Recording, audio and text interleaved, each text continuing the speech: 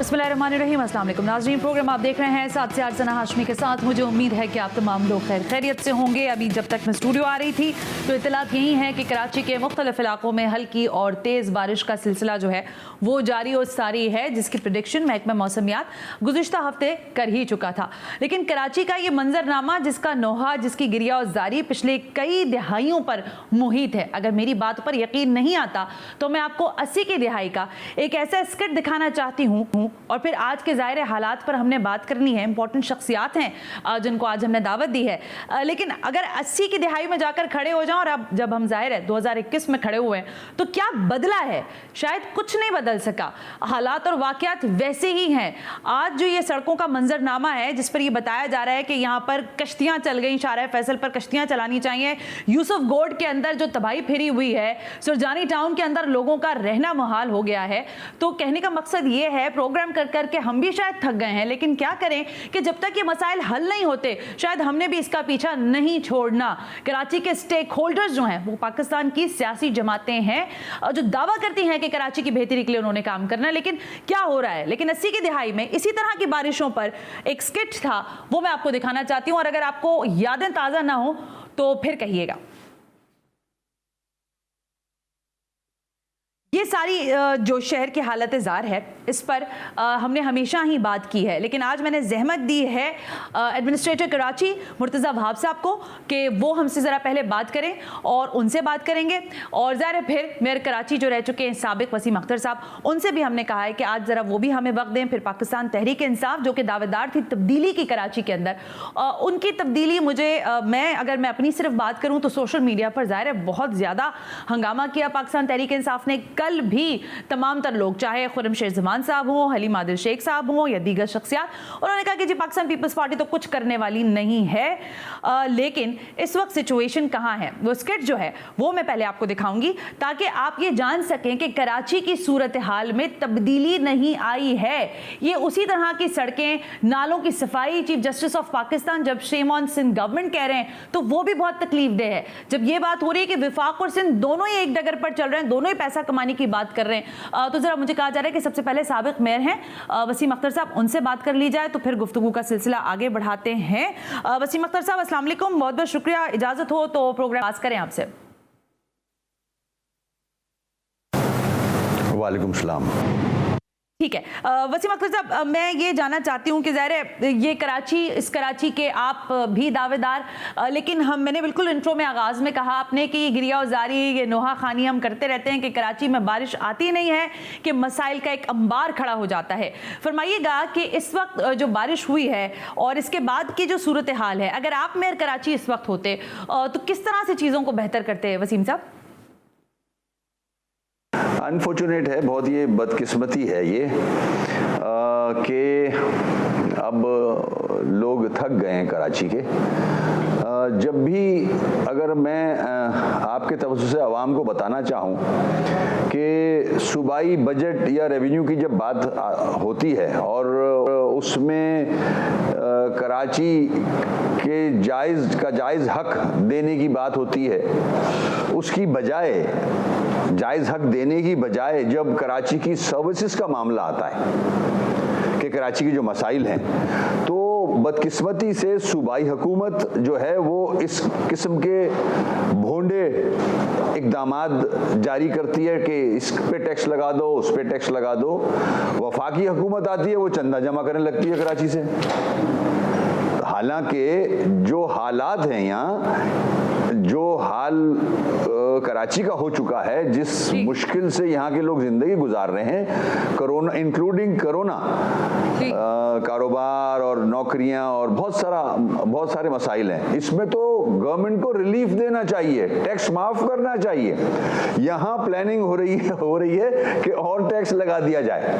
ठीक है। तो कराची की बदकिस्मती है कि जो भी हुकूमत आई उसने कराची को निगलेक्ट किया और एक बड़ा आज़ाब जो कराची वालों पे नहीं बल्कि पूरे सिंध पे है। पीपल्स पार्टी की हुकूमत है 13 सालों से ये कराची को नहीं हैंडल कर सके। 13 साल हो गए हैं, कराची के मसाइल हल नहीं कर सके, नाकाम हो चुके हैं।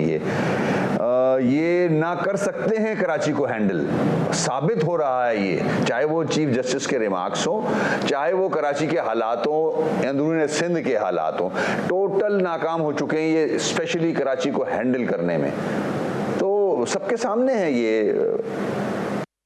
ठीक है वसीम साहब, आपका जवाब ज़ाहिर मुझे समझ आ गया। मैं टेक्सास के हवाले से आपसे बात करती हूँ, लेकिन सर ज़ाहिर आपके नाकदीन हैं, और जब आप पाकिस्तान पीपल्स पार्टी का नाम ले रहे हैं कि वो 13 साल से बराजुमान है और उन्होंने कुछ नहीं किया, तो वो कहते हैं ज़रा कभी इनसे भी पूछ लिया करें कि जब ये कराची शहर की पूरी तरह नुमाइंदगी कर रहे थे, हर जगह मौजूद थे, मजबूत थे, फंड्स थे, सब कुछ था, तब इन्होंने कौन सा तीस मार ली और कौन सा बेहतर कर लिया कराची का इंफ्रास्ट्रक्चर? क्योंकि अंडर पासेज में आप देखें पानी कैसे जमा होता है, जो फ्लाईओवर्स बनाए वहाँ पे ड्रेनेज का कोई निज़ाम नहीं है। तो वसीम अख्तर साहब, इस सवाल में फिर आपकी दलील क्या होगी? देखें, अब बहुत अरसा गुजर चुका है इस बात को ना। हमने जो काम किया वो दुनिया ने देखा। अच्छा, मुशर्रफ साहब के जमाने में MQM ने जो काम किया वो दुनिया ने देखा। चले मैं फर्ज कर लेते हैं, मान लेता हूं हमारी गलतियां हैं। आप 13 साल से हुकूमत में हो, चीफ मिनिस्टर 13 साल से है, जो मैंने गलत किया था उसको ठीक क्यों नहीं कर दिया? तो ये ऐसा नहीं है। अच्छा। आज जो कराची का हाल है, मैं कल बल्कि आज अखबार में यहाँ के जो एडमिनिस्ट्रेटर हैं उनका बयान पढ़ रहा था। जी। कल कराची तकरीबन डूबा हुआ था, बुरे हाल में थे लोग, मसाइल का शिकार हैं, अभी भी हैं, अभी भी है आज अखबार में कि पहले तो वो उनके लीडर कहते थे पानी, बारिश ज्यादा आता है तो पानी ज्यादा आता है, अब तो बारिश भी कम आई है, पानी कहां से ज्यादा आ गया। और मजे की बात ये, एडमिनिस्ट्रेटर साहब कह रहे हैं खुद कि नाले चौक थे, नाले ओवरफ्लो कर गए तो घरों में पानी आ गया। ठीक है, तो मैं भी तो 4 साल जब मेयर था यही कहता था, तब आप मुझे जवाब देते थे कि KMC को सिंध गवर्नमेंट पैसे देती है, KMC नाले साफ क्यों नहीं करती, पैसे कहां चले जाते हैं। तो आज मुझे हटे हुए 1 साल हो गया, 1 महीने पहले से फोरकास्ट है बारिश की, आपने क्या किया? आपसे मैं सवाल कर रहा हूं, आपको 2 महीने तकरीबन हो गए आए हुए, आपने नाले साफ क्यों नहीं कराए? आपकी जिम्मेदारी बनती है ये। आज आप बोल रहे हो कि नाले चौक थे, पानी घरों में चला गया। मैं ये 4 साल से बेटा बोल रहा था आपको, मगर आपके समझ में नहीं आ रहा था। अब आपको मजा आ रहा होगा कि क्या होता है। वसीम साहब, मैं आपकी तरफ वापस आती हूँ। अब आपने एडमिनिस्ट्रेटर का तस्करा कर ही लिया, तो मुर्तजा वहाब साहब, एडमिनिस्ट्रेटर कराची, इंपॉर्टेंट शख्सियत है, तो जरा पहले उनसे बात कर कंटिन्यू करती हूँ आपके साथ। मुर्तजा वहाब साहब, अस्सलाम वालेकुम, बहुत बहुत शुक्रिया वक्त देने के लिए। सबसे पहले सर फरमाइएगा कि पिछली बारिशों के मुकाबले में इस दफा जो जाहिर गुज़िश्ता दिन जो बारिश हुई है उसमें काफी ज्यादा नुकसान कराची शहर वालों ने देखा है। क्यों इतना आउट ऑफ कंट्रोल हुआ है ये सारा मामला कल? देखिए सना, डिपेंड करता है कि आप किस जाविये से चीजों को देखना चाहते हैं। ठीक है, अगर आप पिछले साल की बारिश से का मुकाबला करेंगी कल की बारिश का, तो मैं समझता हूँ कोई कंपैरिजन ही नहीं है। हर जगह बारिश हुई, लेकिन बारिश के पानी को निकाल लिया गया।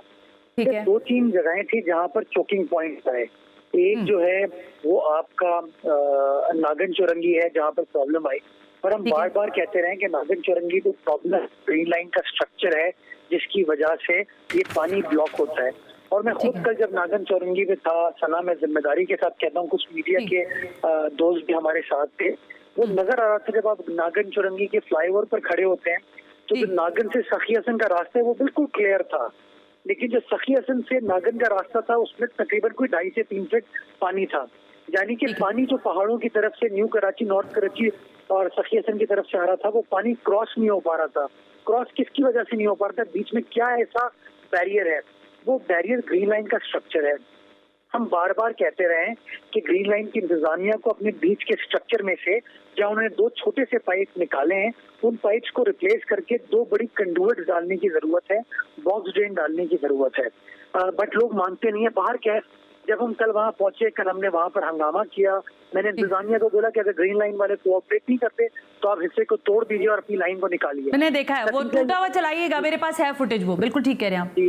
नतीजा उसका सना ये हुआ कि जैसे ही हमने ये कहा, उसके 5 मिनट के अंदर कुछ ग्रीन लाइन की इंतजामिया ने कोई हल्की सी तुक आवाज आई हमको, एंड आफ्टर अबाउट 5 मिनट्स हमने देखा कि वो लाइन चढ़ पड़ी और जो नाला बिल्कुल चौक हो चुका था उस नाले से आहिस्ता आहिस्ता पानी जाना शुरू हुआ और अगले 45 मिनट में वो पानी खत्म हो गया। मैं खुद वहां पर मौजूद था, मैं शाहिद था, बहुत सारे लोग और इस बात के शाहिद थे। तो मैं समझता हूँ ये एक मैन मेड प्रॉब्लम थी। ग्रीन लाइन की इंतजामिया को समझने की जरूरत है। नालों का जो हमारा सिस्टम था, जो ड्रेन्स थी वो चल रहे थे और अगर वो ड्रेन नहीं चल रहे होते तो ये पानी फिर ड्रेन आउट नहीं हो पाता। पूरे आपने डिस्ट्रिक्ट सेंटर में देखा 2 मकामात पर पानी जमा हुआ, एक ये नागन चौरंगी, दूसरा केडिया चौरंगी के ऊपर हुआ। दोनों जगहों से पानी को फिर निकाल लिया गया। तीसरी चीज, खुर्रम शेर जमान ने शारे फैसल पे टीपू सुल्तान रोड से पहले एक जगह पर वीडियो बनाई और कहा कि देखिए बच्चे नहा रहे, इतना पानी यहाँ पर जमा हो गया। जी बिल्कुल, वो एक लाइन वहां से गुजरती है, उस लाइन में से लकड़ियां निकाली हैं हम लोगों ने। जैसी लकड़ियां निकली उसके आधे घंटे बाद पानी क्लियर हो गया था। मैं खुद उस जगह पर गया, वो तमाम एरियाज क्लियर थे। मैं समझता हूँ कल इंतजामिया ने बहुत अच्छे तरीके से काम किया और 14-15 घंटे लगातार उन्होंने काम किया। उसका नतीजा ये हुआ कि तमाम आपकी जो मेजर शाहराहें थी, बड़ी सड़कें थी, वो क्लियर कर ली गई। इवन जो साइड पर पानी होता था उनको क्लियर किया गया, बल्कि सफाई के इंतजाम को भी बेहतर बनाया गया।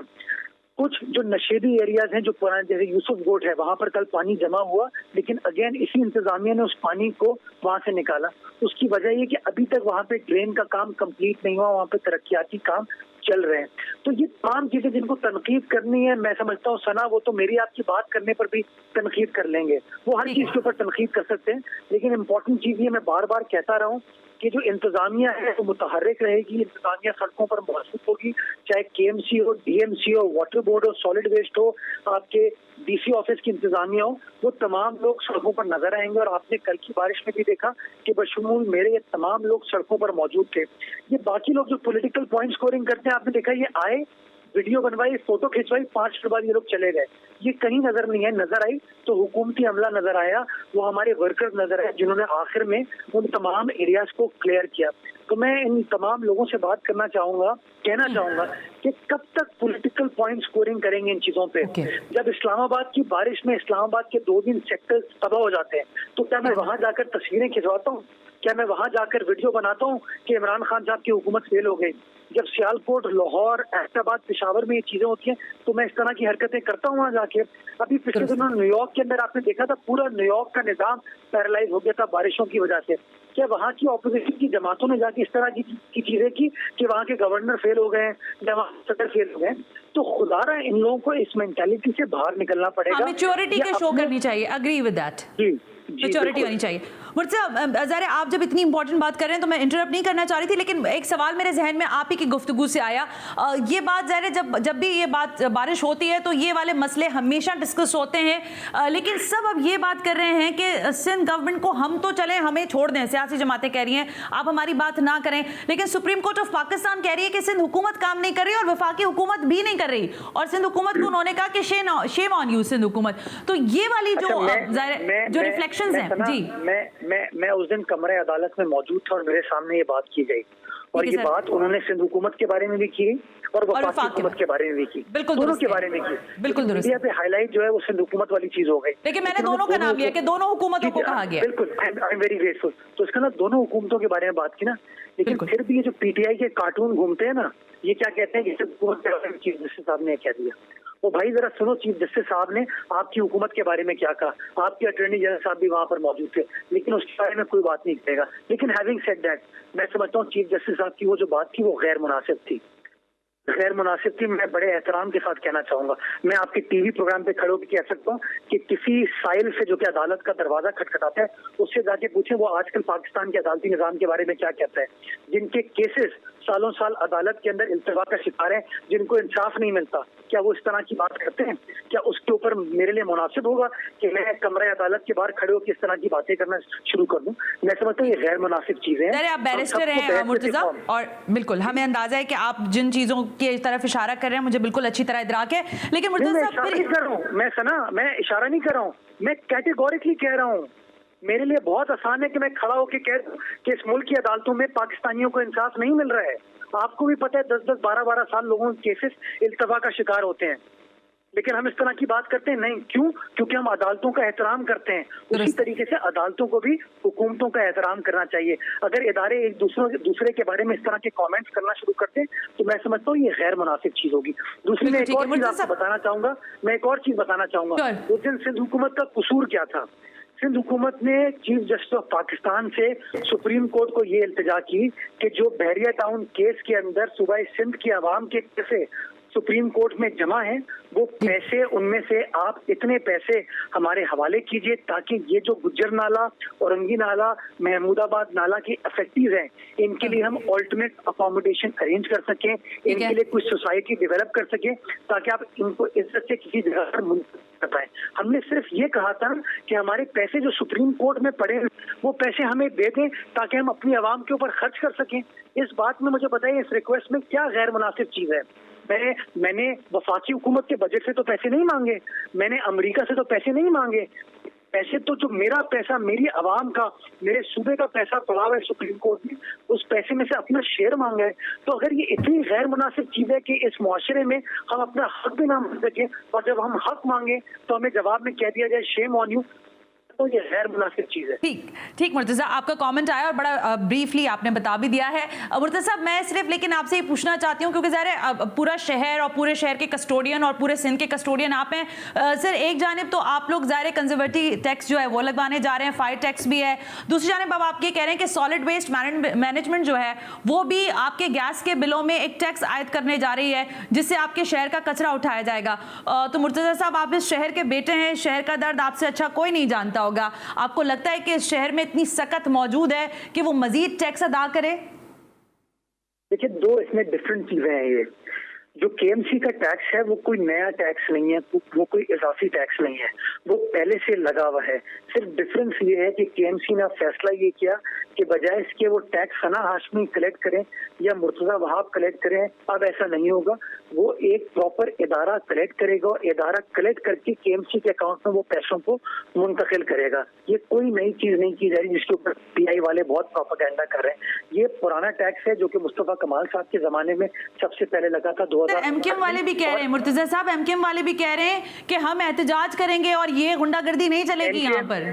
एक सना, एमकेएम वालों का हक है कि उस तरह की बयानबाजी कर लें, उनका हक है, मैं उनको उस हक से नहीं रोक सकता, ये जमहूरी मुआशरा है। लेकिन उन एमकेएम वालों से आपने पूछा है कि जी मुस्तफा कमाल साहब जब नाजिम थे कराची के तो उनका ताल्लुक किस सियासी जमात से था?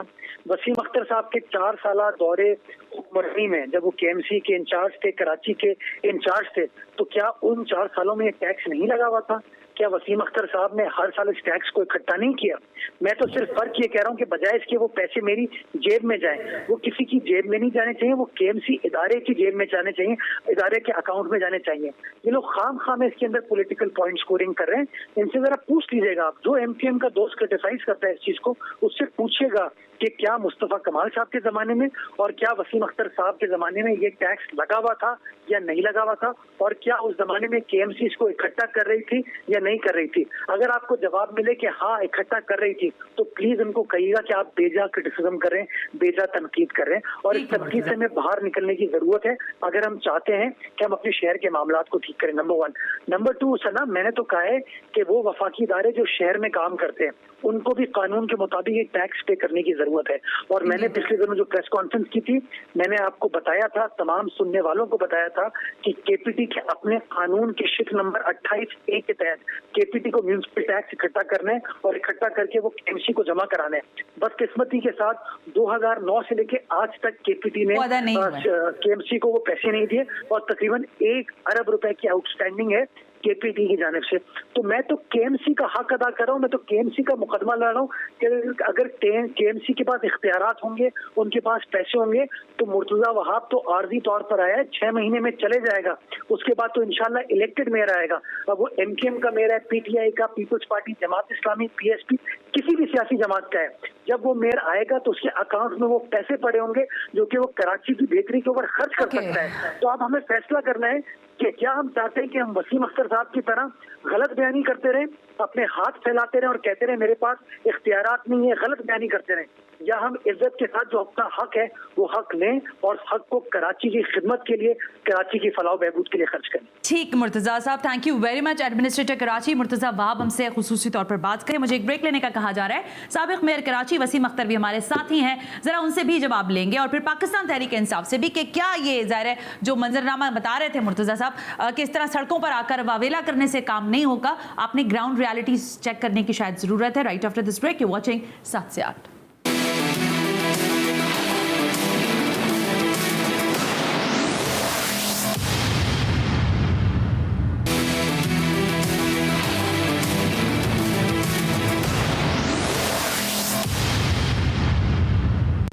वेलकम बैक नाज़रीन, हम ब्रेक पर थे और ब्रेक पे जाते हुए मैंने आपसे कहा कि ज़ाहिर है अब कराची का ये जो मामला है, क्योंकि जब भी बारिश ज़्यादा आती है तो ज़्यादा पानी का तो एक तस्करा हो ही रहा है, लेकिन अब हम ये भी देखते हैं कि जब ज़्यादा बारिश आती है तो ज़्यादा वीडियोज़ भी आती हैं और पाकिस्तान तहरीक इंसाफ के जितने भी MPAs हैं इंक्लूडिंग MNAs वो भी इस तरह की वीडियोस बनाते रहते हैं। इस वक्त मेरे साथ बिलाल गफ्फार पार्लिमानी लीडर पाकिस्तान तहरीक इंसाफ मौजूद हैं। ज़ाहिर सिंध असेंबली में बड़ी तवाना आवाज़ है। बिलाल साहब आपको थैंक यू करती हूँ, बहुत बहुत शुक्रिया कि आपने वक्त दिया है। आपकी इजाज़त से ज़रा हम साबिक मेयर कराची वसीम अख्तर साहब हमारे साथ हैं, मैं ज़रा उनसे एक दो सवाल करूँ फिर मैं आपकी तरफ भी आती हूँ। वसीम साहब ज़रा अभी मैं आपसे ये पूछ रही थी कि आपके दौर में क्या काम हुआ, तो आपने कहा कि चलें ठीक है मेरे दौर में कोई काम नहीं हुआ तो इनसे पूछ लें इन्होंने 13 साल में क्या किया। अब सर मामला ये है कि एक नया टैक्स, नया नहीं है, अभी मुर्तज़ा वहाब साहब कह के गए कि ये मुस्तफ़ा कमाल साहब के दौर में लगा। मुस्तफ़ा कमाल साहब आपकी पार्टी का हिस्सा थे, कंज्यूमर्सी टैक्स जो है वो लिया जाता था, अभी भी यही सिलसिला है और अगर वो स्ट्रेंथनाइज करना चाहते हैं KMC को तो फिर क्या प्रॉब्लम है वसीम अख्तर साहब आपको, आप लोगों को नए टैक्सेस से? ये एक और लूट मार का प्लान है पीपल्स पार्टी का। 13 सालों से 1200 अरब रुपए हर साल मिलता है इनको। पहले तो इनसे ये सवाल कर लें कि 13 सालों से कचरा क्यों नहीं उठ रहा, सीवरेज क्यों नहीं ठीक हो रहा। आज ये टैक्स लगाने की बात कर रहे हैं, चलें कचरा पड़ा है, ये बोलते हैं हमारे पास पैसा नहीं है कचरा उठाने का। इनसे ये पूछ लें, एक्साइज ये लेते हैं, मोटर व्हीकल टैक्स ये लेते हैं, 13 सालों से सड़कों का हाल क्यों नहीं ठीक होता। ये पैसे खा जाते हैं, ये पैसे लगाते नहीं हैं।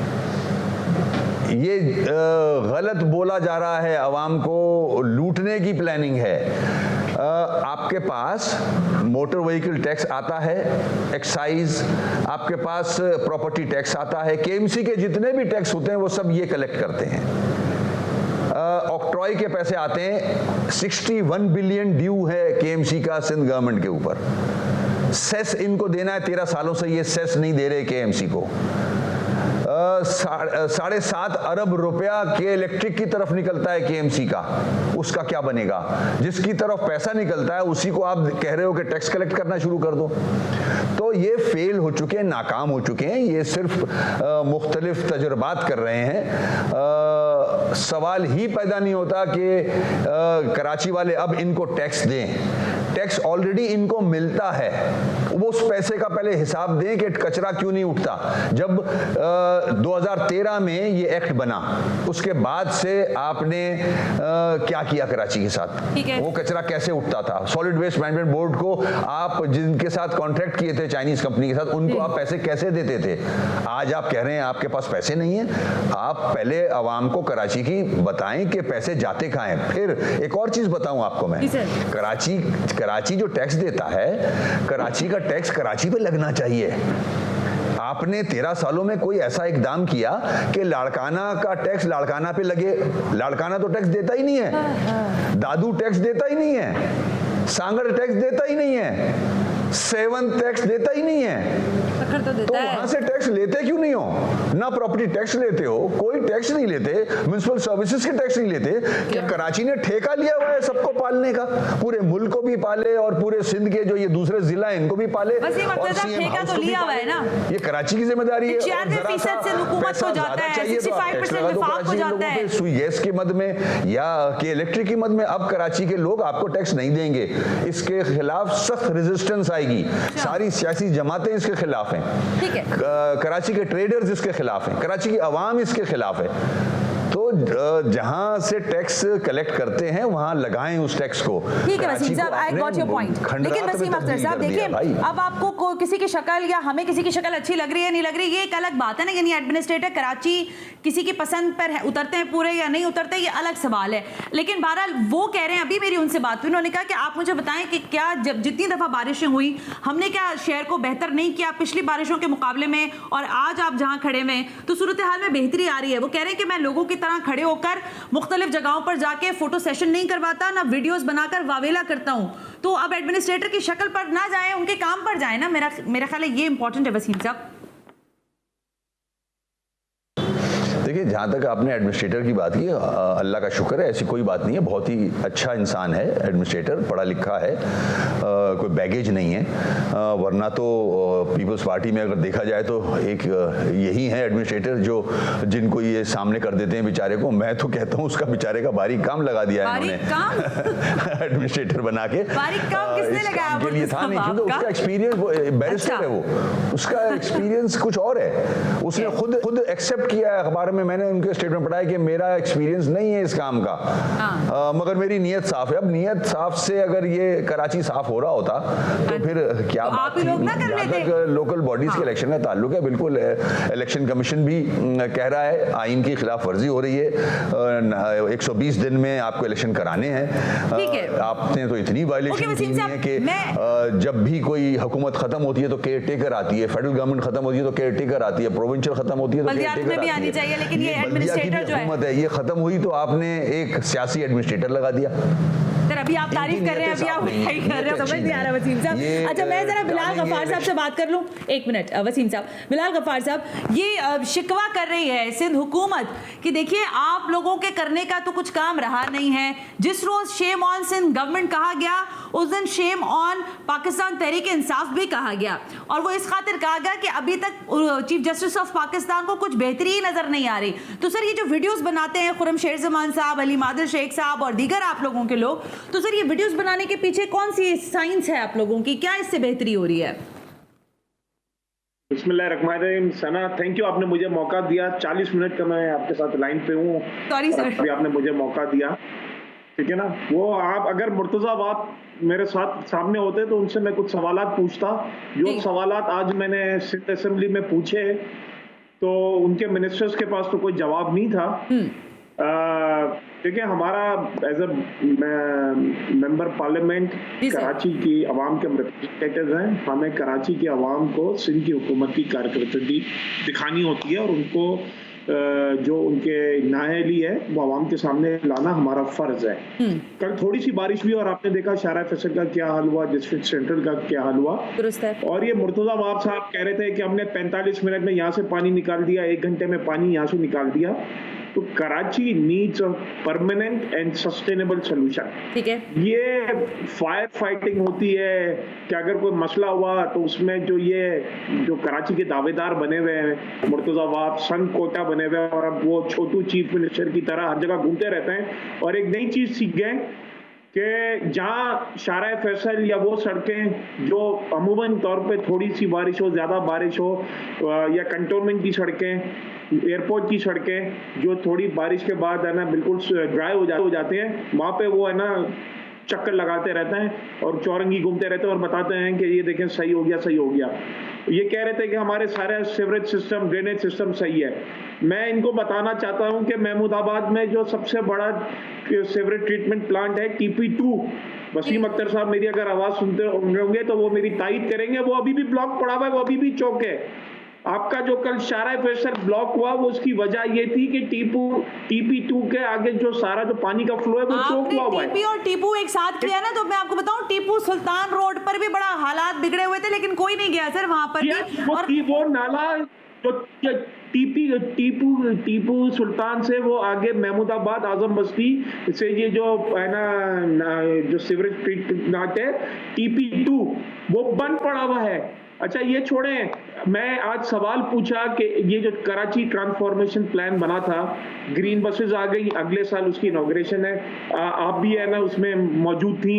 आज अल्हम्दुलिल्लाह कराची के लिए एक्निक ने केसीआर का मंसूबा जो है वो अप्रूव कर लिया। मेरी बात हमने सुनिए, 3 बड़े नाले। एक मिनट रुकिएगा प्लीज। नहीं, मेरी एक बात सुन लेना सर, 1 मिनट मुझे दे दें। मेरा एक सवाल ये है कि जो 1100 अरब रुपए का सवाल हमसे पूछते हैं, K4 का प्रोजेक्ट बाबदा को ट्रांसफर हो गया है, फ्रेट कॉरिडोर पे है ना पब्लिक पार्टनरशिप के तहत काम शुरू हो गया है, आपका केसीआर प्रोजेक्ट एक्निक ने अप्रूवल कर लिया है, प्राइम मिनिस्टर साहब 27 तारीख को कराची आ रहे हैं और केसीआर की ग्राउंड ब्रेकिंग सेरेमनी हो रही है। फायर ब्रिगेड जो है पूछने वाली थी, बिलाल सर मेरी बात तो सुन ले। ने अपना सारा शेयर का काम कर लिया।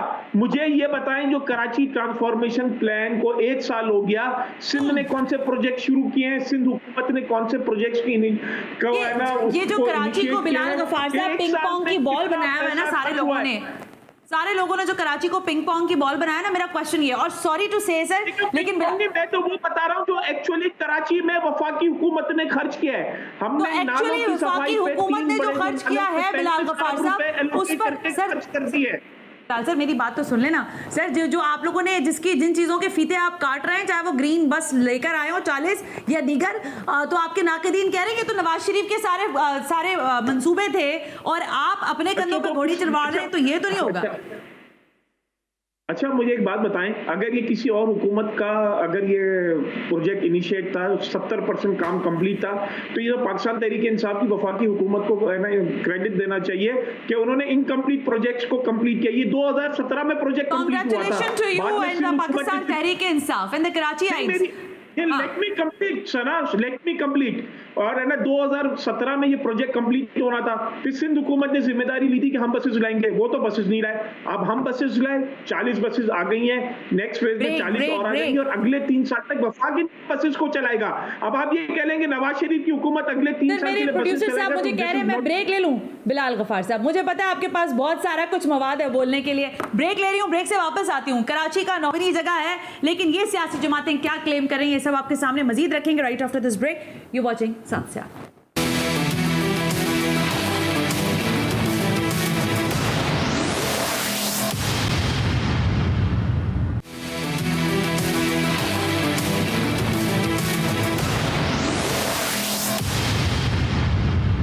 Welcome back. बिलाल गफ्फार पार्लियामानी लीडर पाकिस्तान तहरीक इंसाफ सिंध असेंबली हमसे बात कर रहे हैं, तो जरा वो कुछ मामलात पर बात करना चाहते हैं। बिलाल पहले आप कंटिन्यू कर लें अपनी बात को, लेकिन मेरा सवाल आपसे फिर वही होगा तकरार के साथ कि भरी हुई पानी की सड़कों पर वीडियोस बनाना, लान तान करना सिंध हुकूमत को, लेकिन फिर कुछ अपनी भी जैसे कहते हैं ना अपनी भी अदाओं पर आप जरा गौर करें, क्योंकि ये हम नहीं कह रहे कि चीफ जस्टिस ऑफ पाकिस्तान के रिमार्क्स हैं इन टर्म्स ऑफ कि आपकी हुकूमत भी कुछ नहीं कर रही है। शेम ऑन सिंध हुकूमत तो shame on Pakistan Tehreek Insaf as well.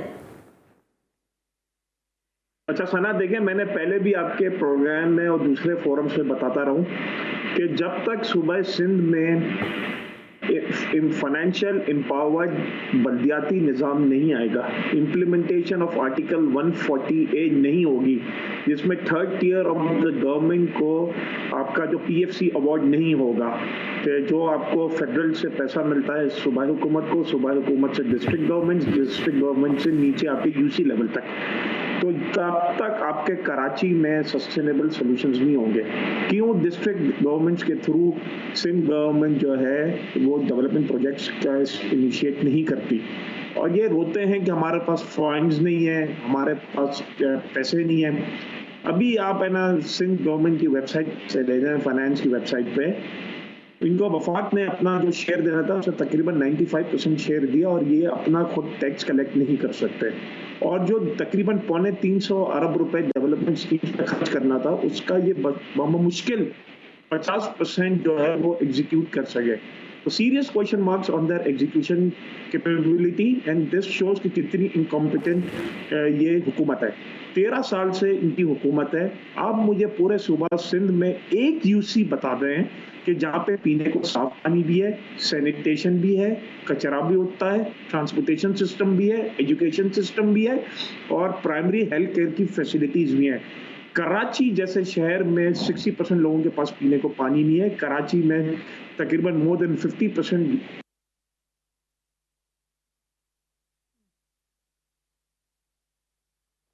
Okay, यानी बिलाल साहब आप ये कह रहे हैं कि फंड्स का रोना रहती है पाकिस्तान पीपल्स पार्टी, और आप कह रहे हैं कि ज़ाहिर विफाक की हैसियत से आपने उनको टैक्स की मद में अदायगी की है। ज़ाहिर आज के प्रोग्राम का वक्त ख़त्म हो गया है, लेकिन मुझे अच्छी तरह अंदाज़ा है कि कराची का ये मसला शायद अगले कई सालों तक हल नहीं होने वाला, क्योंकि यहाँ पर विल होने की बातें तो की जाती हैं, लेकिन ग्राउंड रियलिटीज़ पर जब बात की जाए तो मामला 0/0 ही होता है। किस तरह से कराची शहर के मामलात को सियासी जमातें वादे दावों से हटकर हकीकी मानों में हल करना चाहती हैं, शायद ये मुस्तकबिल करीब में हमें देखने को मिल जाएगा। आज के प्रोग्राम से सना हाशमी को इजाज़त दीजिए। अल्लाह हाफ़िज़।